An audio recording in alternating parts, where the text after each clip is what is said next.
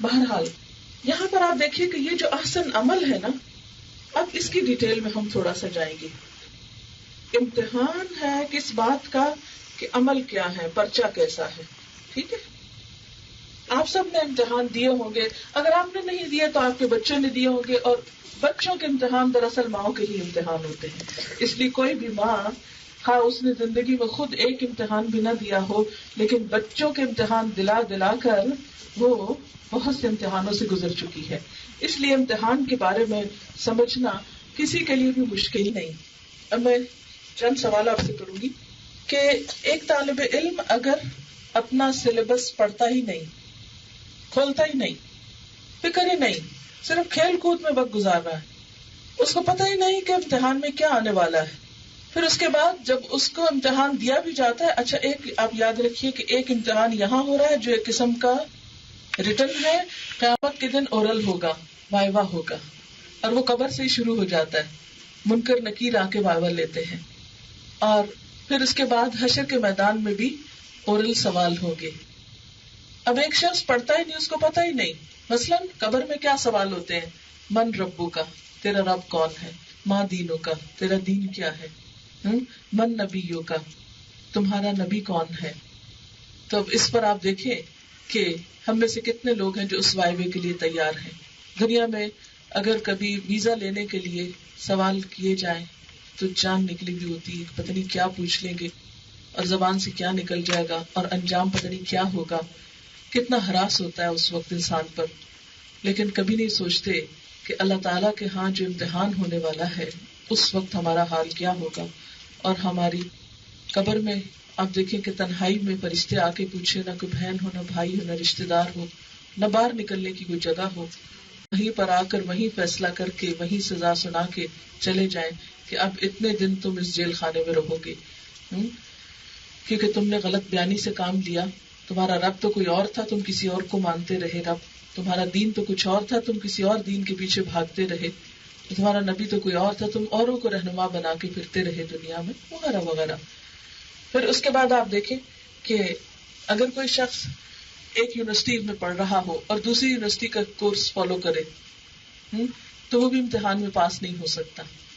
مثلا ایک شخص اسکول میں پڑھتا ہے اور وہ کالج کی کتابیں پڑھنا شروع کر دے، سوال اس سے گندم کے بارے میں پوچھا جائے، وہ جواب چنے کے بارے میں لکھے، تو ایسا شخص بھی امتحان میں پاس نہیں ہو سکتا.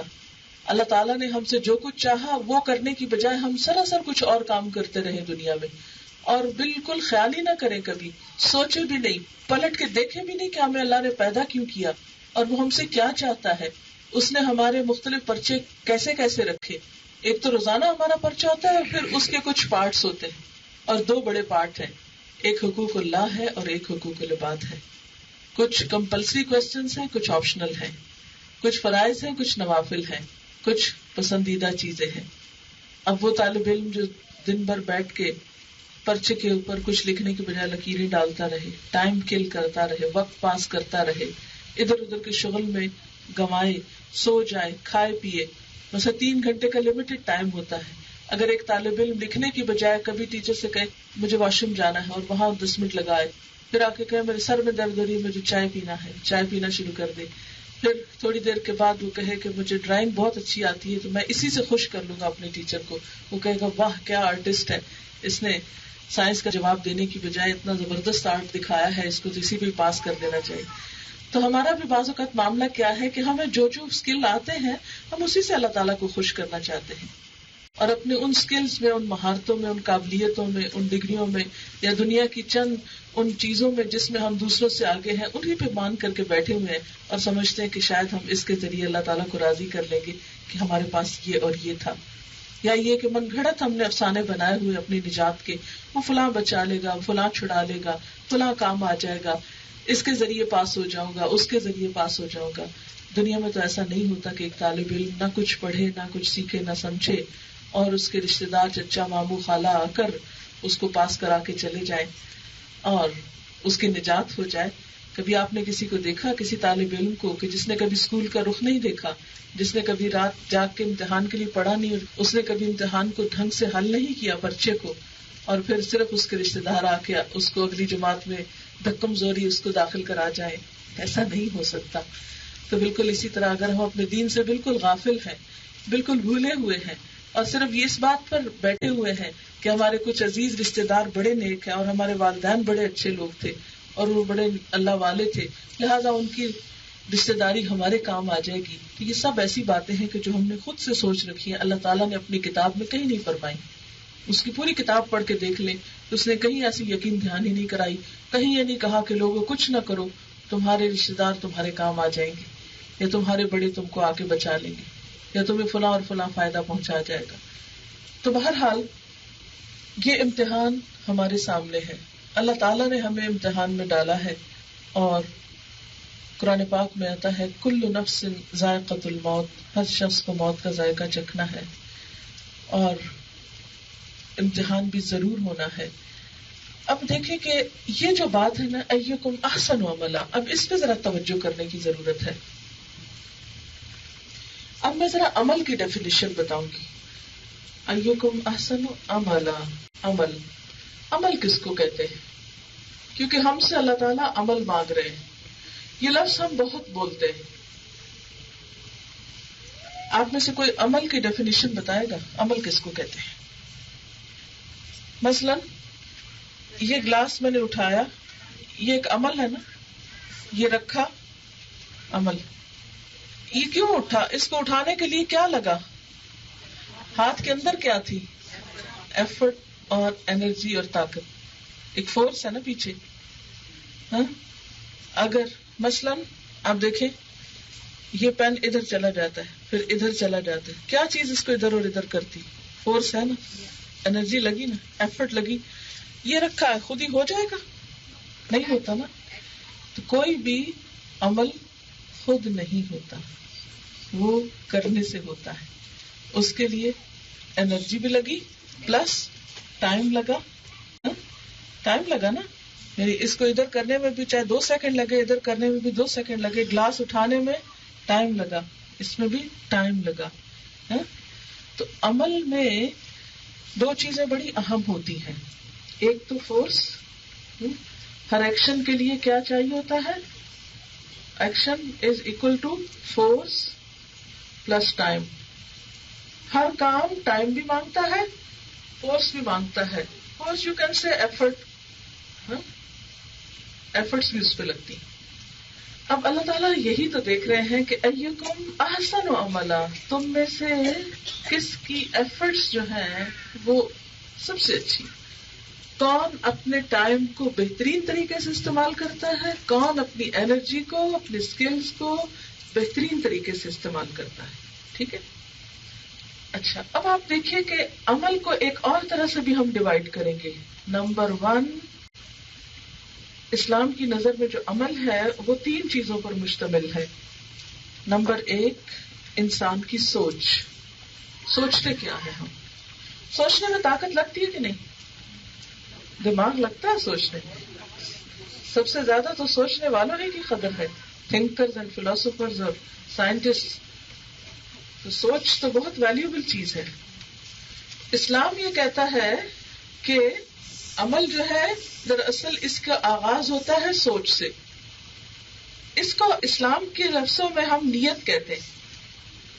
انما الاعمال بالنیات، عمل نیت کے ساتھ ہوتا ہے، یعنی عمل نیت کے بغیر کچھ نہیں. جیسے ایک بال یا ایک پین یا ایک گلاس رکھا ہوا ہے، تو جب تک اس کے ساتھ ایک ایفرٹ نہیں لگی تو وہ وہی کا وہی رکھا رہا، اس کی اپنی کوئی ویلیو نہیں بنی. اب جیسے دیکھیں پہاڑوں کے اندر سونا بھی ہوتا ہے نا، لیکن جب ایفرٹ لگا کے ان کو اس کے مائنز کے اندر سے سونا نکالتے ہیں تو ان پہاڑوں کی ویلیو بنتی ہے نا، ادروائز تو پہاڑ رکھے ہوئے ایک جگہ پر. اچھا، لیکن اس ایفرٹ کے لگانے سے پہلے کیا کام کرتے ہیں؟ یعنی پریکٹیکلی کچھ ہاتھ ہلانے سے پہلے سوچ. کوئی گلاس اٹھانے کے لیے پہلے آپ سوچتے، رکھنے کے لیے سوچتے، کہاں رکھوں، نیچے رکھوں، اوپر رکھوں، زور سے رکھوں، آہستہ رکھوں. تو یہ سارا آپ کا جو ایکشن ہے سوچ پر مبنی ہے نا. تو اس لیے اسلام میں عمل میں پہلا نقطہ جو ہے، یا عمل کا پہلا سیگمنٹ جو ہے، یا حصہ جو ہے، یا جو بنیادی جوہر جو ہے وہ کیا ہے؟ سوچ. نمبر 2، بول. زبان سے کیا نکلتا ہے؟ عمل میں دوسرا حصہ اب زبان بھی کیسے ہلتی ہے تو بولتی ہے نا. تو عمل کیا ہے؟ ہلنے کا نام بھی ہے نا، ہلنے اور ہلانے کا. اس کو بھی انرجی لگتی ہے، سوچ بھی لگتی ہے، انرجی لگتی ہے، تبھی یہ ہلتی ہے. اور اس سے پھر الفاظ بنتے ہیں اور ان کے پھر آگے ریئیکشنز ہوتے ہیں ان الفاظ کے ساتھ، ایک چین چلتا ہے. اور تیسرا ہے فعل، ایکشن.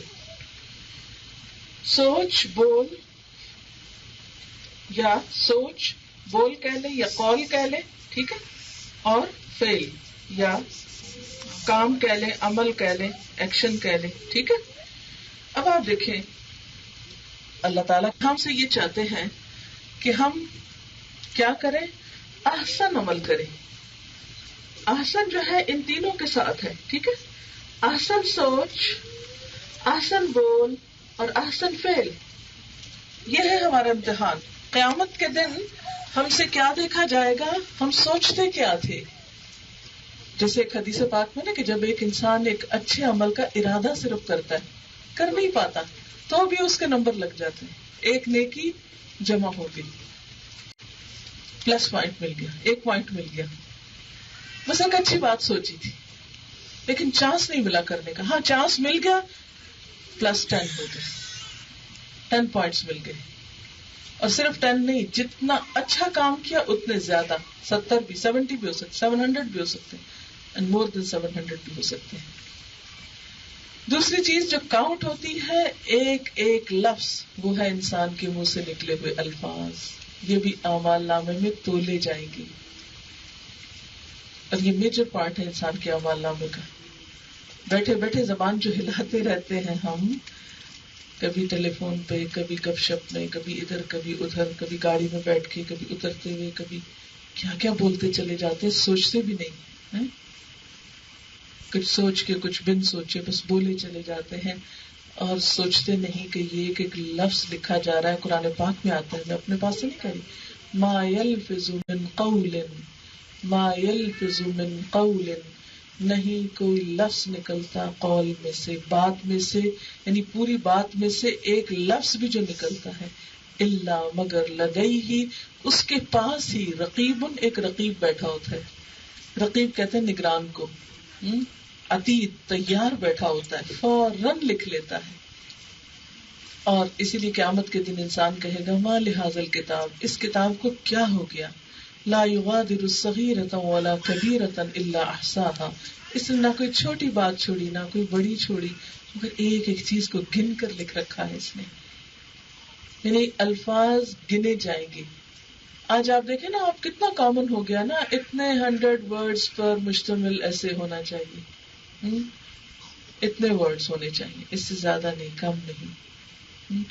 اب تو ورڈز کاؤنٹ کیے جاتے ہیں، تو اسی طرح اللہ کے ہاں ان کی گنتی ہوگی، ان کا شمار ہوگا. اور تیسری چیز انسان کے عمل، ایکشنز، جو بھی وہ کرتا ہے، ادھر سے ادھر، ادھر سے ادھر، آگے پیچھے، دائیں بائیں، اوپر نیچے، جو بھی وہ کرتا ہے، چلتا ہے پھرتا ہے. یہ 2 طرح کے ہیں ایکشنز، 2 طرح کے ہیں، ایک ذاتی عمل ہے اور ایک دوسرے انسانوں کے ساتھ انٹریکشن ہے. ایک اپنا عمل ہے، مثلاً یہاں میں بیٹھے بیٹھے کھڑے ہو کر میں چاہوں تو اوپر اٹھوں، چاہوں تو ادھر ہوں، نیچے ہوں، پیچھے ہوں، یہ کیا ہے؟ میں ذاتی طور پہ ایک ایکسرسائز کر رہی ہوں، ٹھیک ہے. لیکن ایک میرا معاملہ کیا ہے کہ میں چلنا شروع کر دوں، اور جب چلتی جاؤں تو راستے میں کبھی ایک ملے کبھی دوسرا ملے. اب ان کے ساتھ میں کیسے معاملہ کر رہی ہوں، یہ میرا معاملہ ہے، ٹھیک. تو یہ جو فعل ہے، عمل ہے، یہ ایک ذاتی ہے، انڈیویجول ہے، انفرادی ہے، اور دوسرا معاملہ ہے جو دوسرے انسانوں کو انوالو کر لیتا ہے، دوسروں کے ساتھ.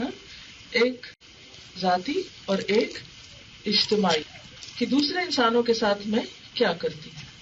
پھر اس کا ایک اور تقسیم بھی ہے، ایک زندگی میں اور ایک مرنے کے بعد میرے پیچھے دنیا میں کیا ہو رہا ہے، ٹھیک ہے، جس کو آثار کہتے ہیں. یہ سب کچھ مل کر انسان کا عمل بنتا ہے. ذاتی اعمال میں کیا آتے ہیں؟ جیسے میری نماز ہے، روزہ ہے، حج ہے، زکوٰۃ ہے، یہ میرا اپنا عمل ہے، میں پڑھتی ہوں نہیں پڑھتی. لیکن اجتماعی میں کیا ہے؟ حقوق العباد آ جاتے ہیں. اس کو حقوق اللہ کہتے ہیں، انفرادی عمل کو، جو عبادت کا یا اچھے احسن عمل جن کو کہتے ہیں، اور یہ حقوق العباد آ جاتے ہیں. اور صرف حقوق العباد نہیں، حقوق العباد میں پھر جانوروں کے حقوق بھی، انسانوں کے بعد، اور مخلوق کے اور کائنات کے اور زمین کے اور انوائرمنٹ کے ہر ایک کا جو حصہ ہے وہ انسان کا لکھا جاتا ہے.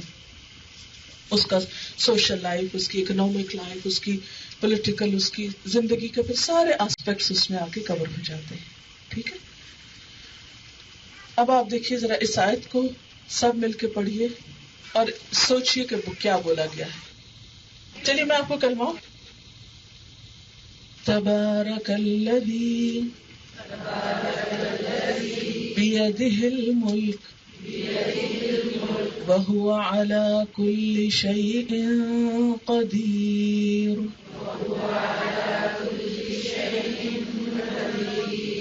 الذي خلق الموت والحياة ليبلوكم أيكم أحسن عملا وهو العزيز الغفور.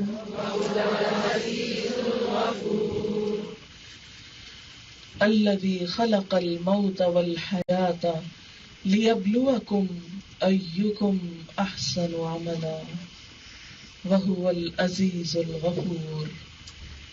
آیت کا اختتام اللہ تعالیٰ کی دو صفات پہ ہو رہا ہے. نمبر ایک العزیز. العزیز کا لفظ ہوتا ہے بڑا زبردست.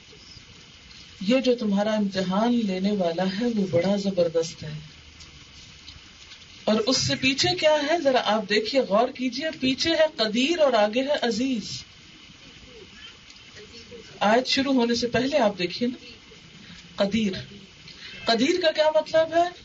پوری قدرت رکھنے والا، ہر طرف سے پکڑ سکتا ہے. تو اور آیت ختم ہونے کے اوپر العزیز، بہت زبردست ہے. تم یہ مت سوچو کہ اس کو دھوکہ دے کے فریب سے کہیں بھاگ جاؤ گے، نہیں. اور ساتھ ہی پھر فرما دیا گیا الغفور، بخشنے والا بھی. اگر تم سیدھے ہوئے، تم نے معافی مانگ لی اور تم اس کی طرف رجوع کر لیے، پلٹ آئے تو بخش بھی دے گا. لیکن ہم باقی ساری باتوں کو بلا کے صرف غفور پہ تکیہ کر کے بیٹھ جاتے ہیں. پچھلے سارے کام بھلا دیتے ہیں کہ اس نے ہم سے کوئی مطالبہ بھی کیا ہے، کچھ ایفرٹ کرنے کو کہا ہے، کچھ زور لگانے کو، کچھ وقت لگانے کو، کچھ محنت کرنے کو، سب کچھ چھوڑ دیتے. قدیر بھی بھول جاتے ہیں، العزیز بھی بھول جاتے ہیں. ہم کہتے ہیں وہ بڑا غفور ہے، بس آرام کرو، کچھ کرنے کی ضرورت نہیں. یہ الغفور تو اس لیے کہا گیا کہ ساری کوشش کے باوجود بھی اس کا حق کہاں ادا ہوتا ہے.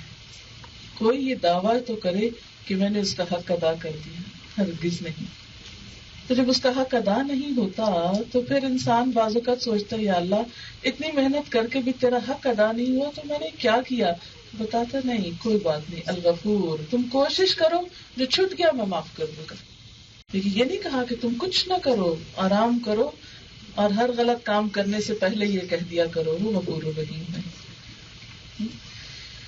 چلیے ہم پھر اس بات کا خلاصہ کرتے ہیں.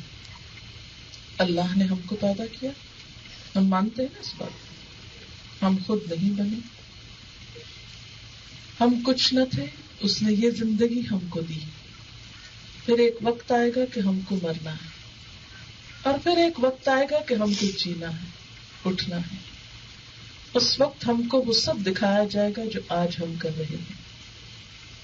آج کی یہ زندگی سب سے اہم ترین وقت ہے، یہ پھر نہیں ملے گی. جیسے ہم کچھ نہ تھے، وہ وقت ہم دوبارہ پیچھے جا سکتے ہیں؟ ہم میں سے کوئی کہے کہ نہیں میں اگلی صدی میں پھر آنا چاہتا ہوں کہ اللہ تعالیٰ یہ وقت میرا کچھ نہ ہونے میں لگا لیجیے؟ نہیں، بس اسی میں جینا ہے. پھر موت، اس پار بھی جو چلا گیا وہ بھی نہیں پلٹ سکتا، واپس نہیں آ سکتا. اور اب آگے کیا ہے؟ امتحان. وَإِلَيْهِ النُّشُورُ، اس کی طرف پھر جی اٹھنا ہے. ہم میں سے کیا ہر ایک کو دوبارہ جی اٹھنے کا یقین ہے؟ اگر واقعی یقین ہے نا تو اس کے لیے ضروری ہے کہ اس امتحان کی اہمیت کو سمجھیں، لِيَبْلُوَكُمْ کو سمجھ جائیں اور اپنی کوشش کس طرف لے جائیں؟ احسن عمل کی طرف. اب آئیے تھوڑی سی بات میں احسن عمل پہ مزید کرتی ہوں. احسن عمل میں سب سے پہلے سوچ کی بات ہے، نیت کی بات ہے. بڑے سے بڑا نیک کام اگر نیت درست نہیں نا، اندر صاف نہیں نا، دل کے کھرے نہیں نا، کچھ فائدہ نہیں. اس کا یہ مطلب نہیں کہ ہم اچھا کام چھوڑ دیں کیونکہ ہماری نیت صاف نہیں اس لیے کام بھی کرنے کا کیا فائدہ. نہیں، ہم اپنی نیت درست کریں. نیت کیسے درست کی جائے، نیت کا جائزہ کیسے لیا جائے کہ ہماری کسی بھی کام کے کرنے کے پیچھے نیت ہے کیا، اس کو کیسے ٹیسٹ کیا جائے. مثلا سونے کو پرکھنے کا ایک طریقہ ہے نا، ورنہ ہم جیسے تو پیتل کو بھی سونا سمجھ بیٹھے. اب بعض اوقات دھوکہ کھا جاتے ہیں. آرٹیفیشل جیولری کو ہم کیا سمجھ بیٹھتے ہیں؟ گولڈ. تھوڑی دیر کے لیے ضرور دھوکہ کھا جاتے، پھر ذرا اٹھا کے دیکھتے ہیں، پھر چھنکا کے دیکھتے ہیں، نہیں آواز سونے والی نہیں، کوئی اور چیز ہے. چھوٹے چھوٹے ٹیسٹ تو ہم نے بھی رکھے ہوئے نا اپنے. سلک کی پہچان کا طریقہ ہے کوئی؟ کاٹن کو پہچانتے ہیں، جو کو اور گندم کو پہچانتے ہیں نا. کسی کو چک کے پہچانتے، کسی کو سونگ کے پہچانتے، کسی طرح کسی کو کسی طرح. تو کیا ایک نیت کو ہی جانچنے کا طریقہ کوئی نہیں ہے؟ کیسے جانچ؟ چلیے آپ بتائیے پہلے نیت کو کیسے جانچیں گے آپ؟ اس کی صاف اور واضح پہچان یہ ہوتی ہے کہ ہم نے کوئی کام اللہ کے لیے کیا ہے کہ نہیں کیا. ہوتا یہ ہے کہ اس کام کے کرنے کے بعد اگر کسی انسان کے ساتھ نیکی کی تو رویہ وہی ہوتا ہے، نیکی کر دریا میں ڈال. بس اچھا کر کے بھول جاؤ کہ کیا بھی تھا یا نہیں کیا تھا، یاد ہی نہ رکھو.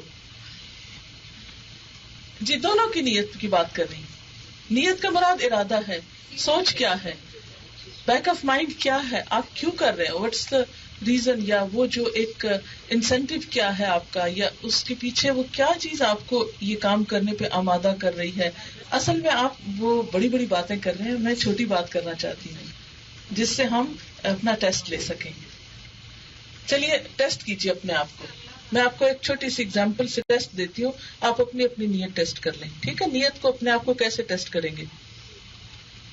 آپ کی بہن بیمار ہے، آپ ان کی خبر لینے کو جا رہی ہیں اور سوچ رہی ہیں کہ وقت تو نہیں پر جانا ہی پڑے گا اس لیے کہ کل کو میں بیمار ہوئی تو وہ نہیں آئے گی. اگر یہ اللہ کے لیے ہو تو یہ نہ سوچیں کہ وہ آئے گی کہ نہیں آئے گی. مجھے جانا ہے، مجھے نیکی کرنی، مجھے اس کی کوئی پرواہ نہیں کہ کوئی کرے گا یا نہیں کرے گا. بے غرض. ٹھیک ہے؟ اچھا ہوتا یہ ہے کہ جب ہم اللہ کے لیے کرتے ہیں نا تو ہم نیکی کیے جاتے پھر ہماری نیکیوں میں دوڑ لگی چلی جاتی، پھر ہم رکتے نہیں ہیں. لیکن جب ہم بندوں کے لیے کرتے ہیں نا تو جہاں سے بندوں نے شاباش نہ دی، تعریف نہ کی، وہ مسکرا کے استقبال نہیں کیا، وہیں ہم بجھ کے بیٹھ گئے کہ انہوں نے تو مجھے پوچھا ہی نہیں، کیا فائدہ. اچھا ایک اور ٹیسٹ، چلیے اسی مثال سے میں دوبارہ ٹیسٹ کراتی ہوں کہ آپ کی دوست بیمار ہوئی، آپ نے دن رات ان کی خدمت کی، اتفاق سے آپ بیمار پڑ گئی اور وہ اپنی کسی مجبوری کی وجہ سے آ نہ سکی، اس نے فون بھی نہیں کیا. اب آپ کیا سوچ رہے ہیں؟ دیکھو فلاں کو کیسی مطلب ہی، میں نے اس کے لیے دن رات ایک کی. یہ بات میں اس لیے کر رہی ہوں کہ یہاں سے ہم خود کو ٹیسٹ کر لیں. اگر ہم نے کسی سے اللہ کے لیے کیا تو ہم ضرور تھوڑا سا پلٹ کے سوچیں گے کیا پتا اس کی مجبوری، کوئی بات نہیں، میں نے کون سا اس لیے کیا تھا کہ وہ مجھے اس کی جزا دے، اور وہی اللہ نے میرا بھلا کرنا تھا، وہ میرے کام نہیں ہے، فلاں آ گیا. دیکھیں نا، جب ہم اللہ کے لیے کرتے ہیں اور اس سے جزا چاہتے ہیں تو اللہ تعالیٰ غیب سے مدد کرتا ہے. اور اس کی مدد کا طریقہ یہ نہیں ہوتا، ہم کیا کرتے ہیں کہ بس یہ مجھے تو اسی وقت سمجھ آئے گا کہ مجھے جزا ملی ہے کہ نہیں، کہ میں کسی کو پین دوں تو فٹافٹ مجھے پین مل جائے. ہم اتنا تھوڑی جزا چاہتے ہیں، پین کا بدلہ پین چاہتے ہیں، حالانکہ اللہ تعالیٰ اس سے معلوم نہیں کتنی بڑی چیز دینا چاہتا، کیونکہ اللہ کے ہاں جو جزا ہے وہ ایک کے بدلے 10، 70، 700 گنا ہے. بندے تو چھوٹی سی چیز چاہتا ہے، صرف وہ چاہتا ہے کہ جو تو نے کسی کے ساتھ کیا تو ایکسپیکٹ کر کے بیٹھ گیا، توقع رکھ کے بیٹھ گیا کہ وہ بھی تیرے ساتھ بس وہی کرے تو تیری بات بنے، تیرے دل کو ٹھنڈک پڑے، اور اگر اس نے وہ نہیں کیا تو کچھ نہیں ملا. نہیں، جب تو نے اللہ کے لیے کیا تو معلوم نہیں اس تیری نیکی کے بدلے کہاں کہاں تیرا بھلا ہو گیا. میں ایک چھوٹی سی مثال آپ کو دوں گی کہ نیکی کیسے فائدہ پہنچاتی ہے نا، اور بے غرض ہو کے. ہماری ایک بہن گئی یہاں سے پاکستان، تو جب وہ آنے لگی تو مہمان کا ایک حق ہوتا ہے، میں نے ان کو ایک کپڑا دیا. میں بالکل بھول گئی کہ میں نے ان کو کیا دیا.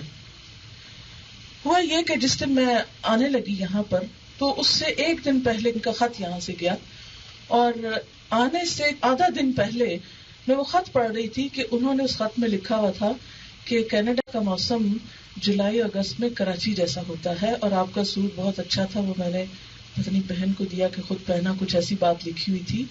میں نے کہا یا اللہ، گرمی ہوتی ہے وہاں. میں یہ سمجھ رہی تھی کیونکہ میں برطانیہ میں رہی ہوں کئی سال، اور وہاں اس موسم میں بھی بڑی ٹھنڈک ہوتی ہے. آپ تھک کاٹن کے کپڑے پہنتے ہیں. میں نے کہا اوہو، میں نے تو کوئی لون کا کپڑا ہی نہیں اٹھایا، تو میں کس مصیبت میں گرفتار ہو جاتی اگر میں اپنے موٹے کپڑے لے آتی، کیونکہ میری یہ فرسٹ وزٹ تھی. اس وقت مجھے خیال آیا کہ انسان کی نیکی ضائع نہیں جاتی، کہ انسان بعض اوقات، اور یقین مانے کہ مجھے بالکل یاد نہیں تھا کہ میں نے کوئی ایسا کام کیا بھی تھا کہ نہیں، لیکن پلٹ کے انہوں نے صرف شکریہ ادا کیا ہوا تھا، اور اس شکریہ کے خط نے مجھے اتنی بڑی مصیبت سے بچا لیا. ورنہ یہ تھا کہ آ کے کتنی سخت گھبراہٹ ہوتی، اور میں یعنی کیا کرتی، اور اتنے تھوڑے وقت کے لیے میں اسی چکر میں اگر پڑ جاتی تو کتنی مشکل پڑتی. یعنی بغیر تیاری کے انسان کود پڑے کسی جگہ پر تو کتنی مشکل ہو سکتی ہے. تو کبھی یہ نہ سوچیں کہ میں اس شخص کے ساتھ یہ کر رہی ہوں، اب مجھے اس شخص سے یہ بھلائی ملنی ہی چاہیے. نہیں کریں اور بھول جائیں. آپ کو نہیں پتا کہ غیب سے اللہ آپ کی کہاں کہاں مدد کر دے گا، اور آپ کتنی بڑی مصیبت میں پڑنے سے بچ جائیں گے. کیونکہ کہتے ہیں نا کہ جب انسان دعا مانگتا ہے نا کوئی، یا اللہ مجھے یہ مل جائے، دن رات دعائیں مانگتے، اور جب نہیں ملتی وہ چیز ہم کہتے ہیں ملا ہی کچھ نہیں. حالانکہ اللہ تعالیٰ کہتا ہے بندے میں تجھے اس سے زیادہ اچھا دینے والا ہوں، تو یہ مانگتا ہے میں تجھے اس سے بھی بہتر دینے والا ہوں. ہم کہتے ہیں، ہم ناراض ہو کے بیٹھ جاتے ہیں، اللہ تعالیٰ نے کچھ نہیں دیا، میں نے تو آئندہ دعا ہی نہیں کرنی. نہیں، ایسا نہیں کرے، کیونکہ اللہ تعالیٰ کا وعدہ ہے یا تو میں وہی دے دوں گا، یا میں اس سے بھی بہتر دوں گا، کوئی مصیبت آنے والی ٹال دوں گا، یا پھر قیامت کے دن کے لیے ذخیرہ کر لوں گا. اور جب تم وہاں جاؤ گے تو سوچو گے کاش ایک دعا بھی دنیا میں قبول نہ ہوتی، سب یہی مل جاتا، کیونکہ وہاں کا ملا ہوا تو ضائع نہیں ہوگا. دنیا میں تو کروڑوں بھی مل جائے نا آپ کو، کیا ہوں گے، سب چھوڑ کے جانے ہیں نا، یہ مٹی میں مل جانے، کچھ بھی ساتھ نہیں جانا. دیں بھی ساتھ تو کہاں جائے گی، کیا کرے گی ان کا. تو بات یہ ہے کہ ہمارے زندگی کے رویوں کی اصلاح کیوں نہیں ہوتی. نند بھابھی کا جھگڑا ساری زندگی کیوں چلتا ہے، یہ بھی جل رہا ہے وہ بھی جل رہا ہے، یہ بھی کڑ رہا ہے وہ بھی کڑ رہا ہے، اس سے مقابلہ ہو رہا ہے، اس سے حسد ہو رہا ہے، اس کے ساتھ کچائی ہو رہی ہے، اس نے ایسا کیوں کر دیا، سارا سارا دن بیٹھ کے رو رہے ہیں، کڑ رہے ہیں. کیوں؟ اس لیے کہ جو اللہ تعالیٰ بتاتے ہیں وہ تو جانتے ہی نہیں ہے، اور خود کو دنیا میں بھی جلائے جا رہے ہیں. تو اگر دنیا میں ہی جلانا شروع کر دیا ہے تو کل کو کیا ہوگا، کبھی سوچا ہم نے؟ دین کا سب سے بڑا فائدہ یہ ہے کہ انسان کو وہ خوشی دیتا ہے کہ دو عالم سے کرتی ہے بیگانہ دل کو، عجب چیز ہے لذت آشنائی، ہر ایک سے بے غرض کر دیتی ہے. پھر آپ کسی سے ملتے ہیں تو کوئی مطلب اور مقصد رکھ کے نہیں ملتے، کیونکہ آپ کو لوگوں سے کچھ نہیں چاہیے، آپ کو اپنے رب سے چاہیے جو سب سے زیادہ دے سکتا ہے. آپ کسی کے مال پہ نظر نہیں رکھتے، آپ کسی کے جہاں جلال پہ نظر نہیں رکھتے، آپ کسی کی کسی بھی چیز پہ نظر نہیں رکھتے. آپ کسی کے ساتھ بھلائی اس لیے نہیں کرتے کہ وہ آپ کے ساتھ زیادہ بھلائی کر سکتا ہے، آپ بس بھلائی کیے جاتے ہیں کیونکہ آپ کے رب نے آپ کو بھلائی کرنے کو کہا ہے، اور آپ بے غرض ہو کے کرتے چلے جاتے. اللہ تعالیٰ کو یہی بے غرض نیکی چاہیے، یہی سوچ چاہیے. قیامت کے دن جب انسان کے اعمال نامے اللہ تعالیٰ کے سامنے لائے جائیں گے تو اللہ تعالیٰ فرشتوں کو حکم دیں گے یہ بھی نکال دو، یہ بھی نکال دو، یہ بھی نکال دو، اس لیے کہ یہ میرے لیے نہیں کیا تھا، اس میں صرف وہ رہنے دو جو میرے لیے کیے تھے.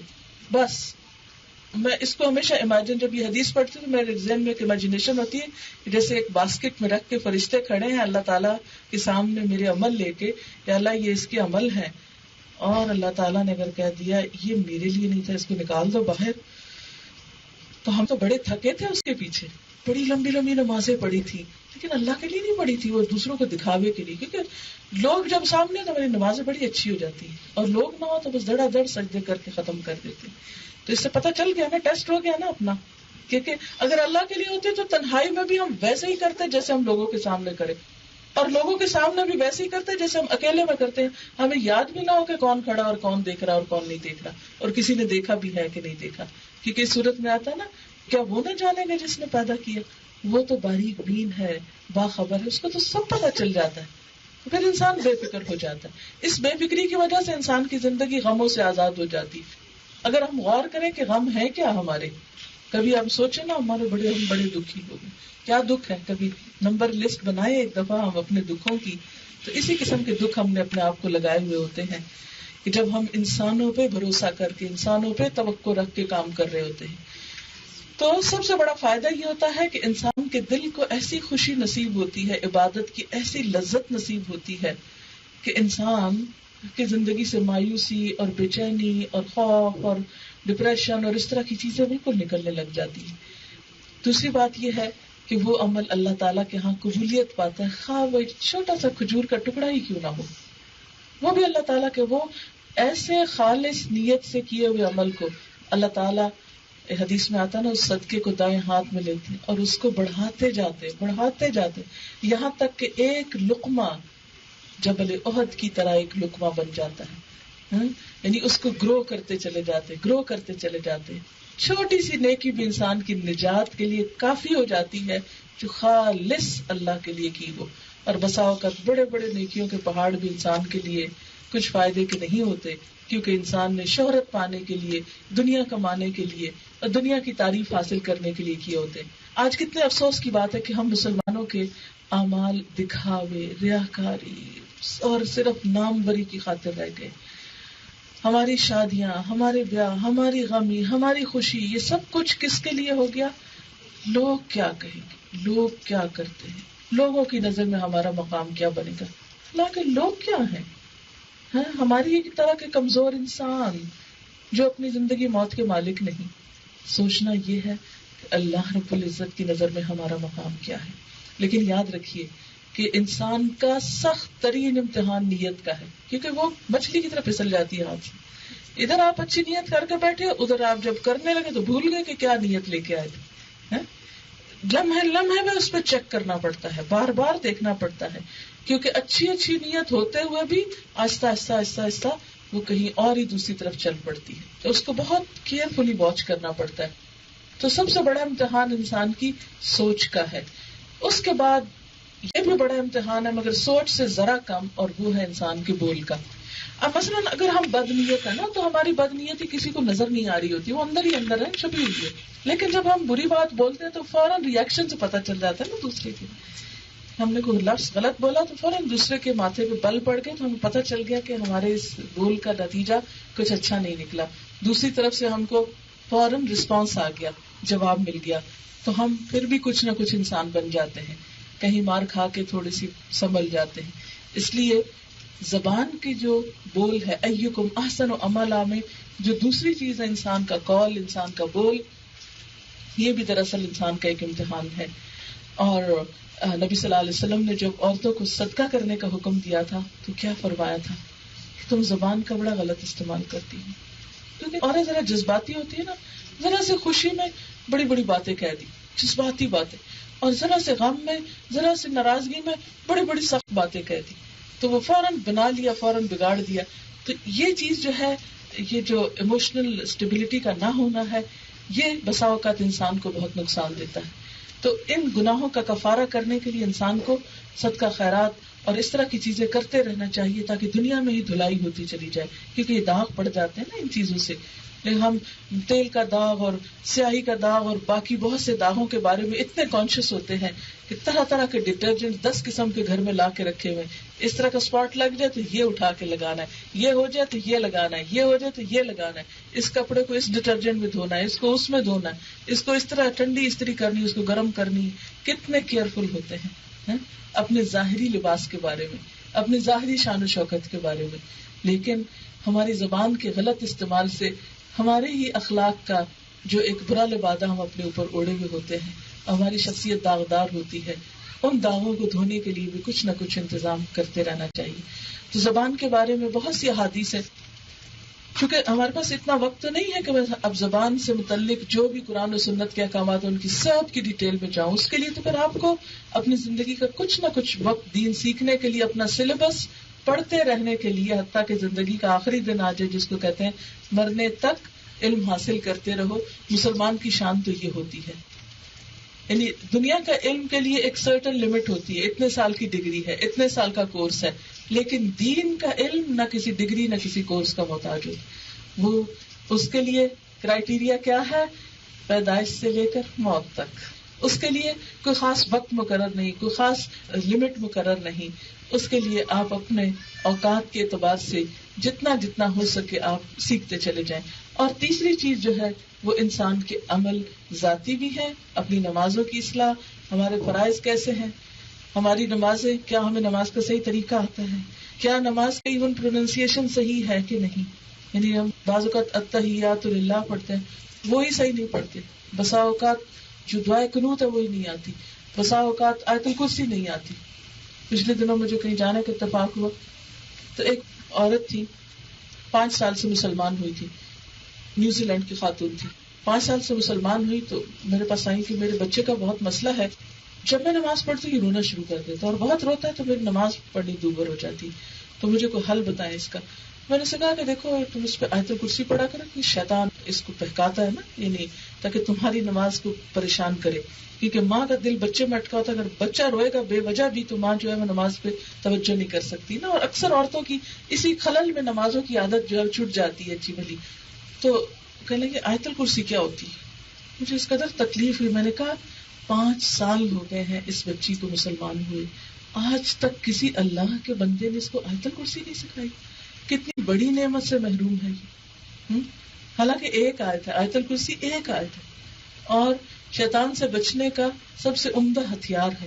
کیونکہ شیطان نے خود بتایا تھا نا، حضرت ابو ہریرہ کو بخاری کی حدیث میں آتا ہے، ایک آیت بتاتا ہوں اگر تم پڑھو گے تو پھر میں نہیں آؤں گا، اور وہ آیت الکرسی تھی. تو آپ صلی اللہ علیہ وسلم کو جو بتایا گیا تو آپ نے فرمایا ہے وہ جھوٹا، بات اس نے سچی کی ہے.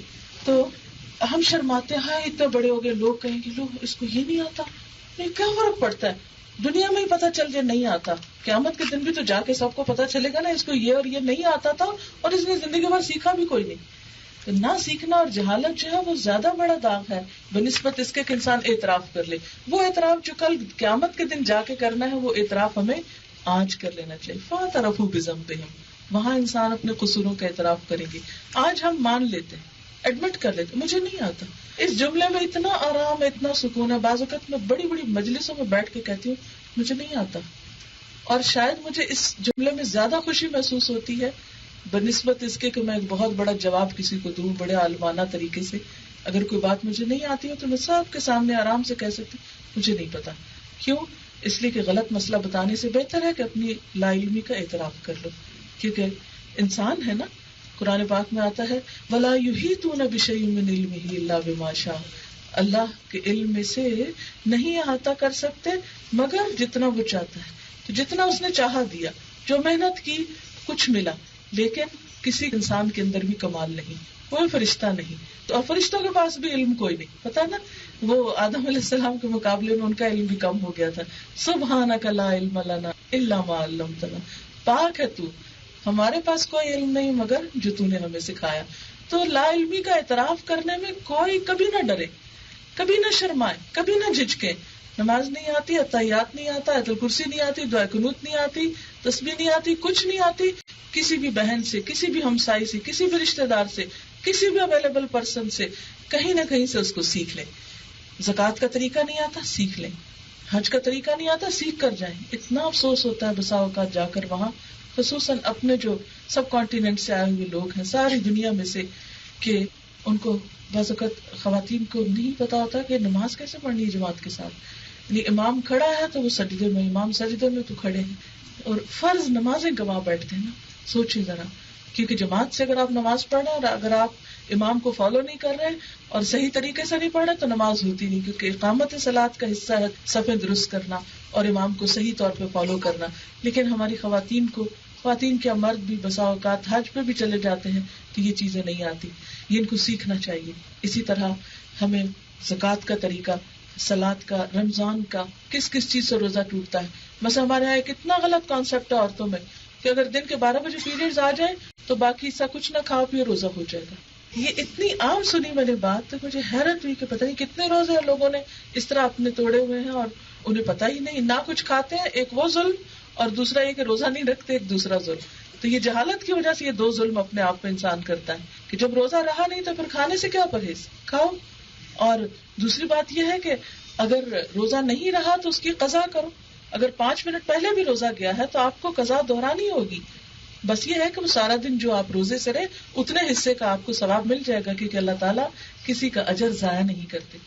پھر اسی طرح آپ دیکھیں کہ فرائض کی پابندی کے بعد, حقوق اللہ کی پابندی کے بعد پھر والدین کا کیا حق ہے, شوہر کا کیا حق ہے, بچوں کا کیا حق ہے, ہمسائے کا کیا حق ہے, رشتہ داروں کا کیا حق ہے, جو اپنے شہر کے لوگ ہیں ان کا کیا حق ہے, امت مسلمہ کا کیا حق ہے, پوری دنیا کے انسانوں کا ہم پر کیا حق ہے.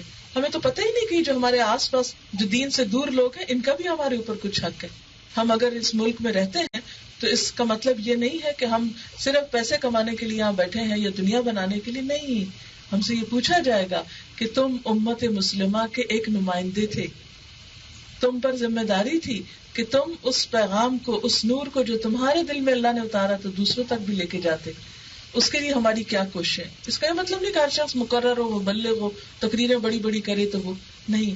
اگر ہم میں سے ہر ایک اسلام کا چلتا پھرتا نمونہ ہے اور ہماری نیت میں یہ بات شامل ہے کہ میں نان مسلمز کے ساتھ اچھا سلوک کروں گا, سچ بولوں گا تاکہ میرے جھوٹ بولنے پر کہیں وہ اسلام سے بدظن نہ ہو جائے, میں ان کے ساتھ شفقت کا معاملہ کروں گا, میں ان کے ساتھ اچھی طرح بہیو کروں گا تاکہ اسلام کی خوبصورت تصویر پیش کروں, تو آپ دیکھیں کہ اگر ہم سارے مسلمان صرف ایک کام ہی کریں, ایک لفظ منہ سے نہ بولے, صرف اچھا اخلاق پیش کرنا شروع کر دیں, کتنے ہی لوگ دیکھ کر ہمارے اخلاق کو مسلمان ہو جائیں. آپ کو معلوم ہے انڈونیشیا اور ملیشیا وغیرہ میں کوئی جنگ نہیں ہوئی, وہاں جو بھی اسلام پھیلا لوگوں کے اخلاق سے پھیلا. وہاں پر تاجر ہی لوگ گئے تھے, انہوں نے تجارت میں ایسے اچھے اصول اپنائے کہ لوکل آبادیوں سے اتنی متاثر ہوئی کہ گروہ تر گروہ لوگ جو تھے وہ مسلمان ہو گئے. ہندوستان میں اسلام کس طرح پھیلا؟ جنگوں سے تھوڑی پھیلا ہے, لوگوں سے پھیلا ہے, اور جب تک اچھے نمونے رہے مسلمان ہوتے رہے, اور جب وہ ختم ہو گئے تب آپ دیکھیں کہ ہم جیسوں کا حال کیا ہے کہ ان لوگوں کو مسلمان کرنے کی بجائے ہر وقت ایک بس دشمنی کا شکار ہے. تو اسلام کبھی اس طریقے سے ضد سے, اناد سے, مخالفت سے, ان چیزوں سے نہیں پھیلا. اسلام خیر خواہی سے پھیلا ہے. دین کا مطلب کیا ہے؟ چھوٹی سی 2 لفظوں والی حدیث ہے, 2 لفظوں والی, الدین النصیحہ. دین تو سراسر خیر خواہی کا نام, دین تو ہے ہی بھلائی کا نام. ہر ایک سے خیر کیے جاؤ, ہر ایک کے لیے اچھا سوچو. تو جب یہ انسان کے اندر خیر خواہی کی بات آئے گی تو انشاءاللہ تعالی انسان کی دنیا بھی جنت ہو جائے گی اور آخرت بھی جنت ہو جائے گی. اس لیے ہمیں اس چھوٹی سی دنیا کے چند روزہ امتحان میں کیا فرمائے گا؟ لِيَبْلُوَكُمْ أَيُّكُمْ أَحْسَنُ عَمَلًا. اسی کے ساتھ میں اپنی اس گفتگو کا اختتام کرتی ہوں. ان کا سوال یہ ہے کہ اگر میں کوئی کام اللہ کی خاطر کر رہی لیکن اس میں تھوڑی سی نیت شامل ہو جاتی ہے کہ والدین کو بھی خوش کرنا ہے, تو اس سے کیا اللہ تعالیٰ خوش ہو جائیں گے؟ اس کے بارے میں آتا ہے, جیسے ایک حدیث میں آتا ہے کہ لَكَ مِن صَلَاتِكَ مَا أَقَلْتَ مِنْهَا, تمہاری نماز کا حصہ تمہارے حصے میں وہی آ گیا جو تم نے سمجھا یا جس کو تم نے باندھا. اسی طرح ایک عمل جس میں نیت اللہ کی اور بندوں کی شامل ہو جاتی ہے تو اس کا کتنا حصہ کس کے لیے ہے, یعنی اس میں کون سی چیز غالب ہے. جو چیز غالب آئے گی وہی شمار ہوگی. انسان ہے نا, خیال تو آ ہی جاتا ہے, خیال آنا اور بات ہے اور ارادہ ہونا اور چیز ہے. دیکھیں نا, آپ ارادہ کرتے ہیں مثلا لاہور جانے کا اور رات سے بیٹھے بیٹھے آپ کو خیال آتا ہے کراچی چلے جاتے, تو یہ جو خیال آنا ہے نا یہ تو آ ہی جاتا ہے. جب آپ نے نیت کی میں نے یہ کام اللہ کے لیے, میں نے اللہ کے لیے دیا, لیکن بیٹھے بیٹھے خیال آ جاتا ہے وہ فلانے کو پتہ نہیں چلا میں نے یہ کر بھی دیا ہے, تو یہ خیال آنے اس پہ نہیں پکڑ, یہ خیال تو آتے جاتے رہتے ہیں, لیکن ارادہ اور عزم یقین ہونا جو ہے وہ اچھا. اسی طرح ایک اور مسئلہ ہو جاتا ہے, جب انسان کو اچھا کام کرتا ہے تو بسا اوقات کیا ہوتا ہے لوگ تعریف شروع کر دیتے, اب انسان کہتا ہے میں کرتا ہی نہیں. کام کو چھوڑنا نہیں چاہیے, اپنی نیت کا علاج کرنا چاہیے. اگر لوگ تعریف کر رہے ہیں تو آپ پکڑے نہیں جائیں گے اس میں. ایک شخص کے ساتھ ایسا ہوا، وہ حضور صلی اللہ علیہ وسلم کے پاس ہے، کہنے لگے یا رسول اللہ صلی اللہ علیہ وسلم، میں جب کوئی نیک کام کرتا ہوں میرا دل ہوتا ہے اللہ تعالیٰ خوش ہو، اور لوگ خوش ہونا شروع ہو جاتے ہیں، میری تعریف کرنا شروع کر دیتے ہیں، تو میں کیا کروں؟ تو آپ نے فرمایا کہ جلد ملنے والی خوشخبری ہے، یعنی یہ اسے ایک خوشخبری سمجھو. وہ جیسے کہتے ہیں نا کہ زبان خلق کو نکارہ خدا سمجھو، تو وہ جو ہے یہ اللہ تعالیٰ کی طرف سے بندوں کی زبان پر ایک اعلان ہو جاتا ہے. تو اس میں انسان پھر بھی جب کوئی تعریف کرے فوراً سوچے میری تو فلاں فلاں گناہ ہے، اس کو پتہ ہی نہیں ہے اس لیے یہ کرتا رہے کوئی بات نہیں ہے، تو اس میں بھولنا نہیں چاہیے اور نہ ہی اپنے آپ کو نیک سمجھنا چاہیے. فلا تزکوا انفسکم، اپنے آپ کو پاک نہ سمجھو. کوئی تعریف شروع کرے فوراً سوچے میری یہ بھی غلطی ہے، میری یہ بھی غلطی ہے. میں نے اپنی غلطیاں گن کے رکھی ہوئی ہوتی ہیں، ادھر کو تعریف شروع کرتا تو اپنی انگلیوں پہ گننا شروع کر دیتی ہوں کہ میری خامیاں کیا کیا ہیں. اور پھر اس کے لیے دعا بھی سکھائے گی کہ یا رب العالمین تو مجھے لوگوں کے گمان کے مطابق کر دے، اور جو یہ کہہ رہے ہیں اسے مجھے نہ پکڑنا، کیونکہ بعض اوقات لوگ ایسی تعریف بھی شروع کر دیتے جو آپ ہوتے نہیں، پھر آپ کہتے یا اللہ میں تو ایسا ہوں ہی نہیں اور یہ کیا سمجھے ہوئے ہیں، پھر ڈر لگتا ہے نا. پھر دعا اس کے لیے سکھائے گی کہ یا اللہ مجھے نہ پکڑنا جو یہ کہہ رہے ہیں، اور مجھے اس سے بہتر کر دے جو یہ سمجھتے ہیں. تو اب وقت ہو گیا ہے کیونکہ آپ کو سنبھلنا ہے، اٹھنا ہے. سبحانک اللہم وبحمدک نشہد ان لا الہ الا انت نستغفرک ونتوب الیک. آج کی دعا تو یہی ہے کہ یا رب العالمین تمہاری نیتوں کو خالص کر دے، ہمارے دلوں کو صاف کر دے، ہمارے دلوں سے حسد، بدگمانی اور دوسروں کے بارے میں برے خیال دور کر دے، ہمارے دلوں کو سچی محبت اپنی عطا کر دے، ہمارے سینوں کو اپنے ایمان کے نور سے بھر دے. اللہ ہمیں اپنا قرب نصیب فرما، ہمیں اپنے محبوب صالح بندوں میں شامل کر لے، ہماری اس کوشش کو قبول فرما. ربنا تقبل منا انک انت السمیع العلیم وتب علینا انک انت التواب الرحیم. وصلی اللہ تعالی علی خیر خلقہ محمد وعلی آلہ واصحابہ واہل بیتہ اجمعین برحمتک یا ارحم الراحمین. الہی آمین. السلام علیکم ورحمۃ اللہ.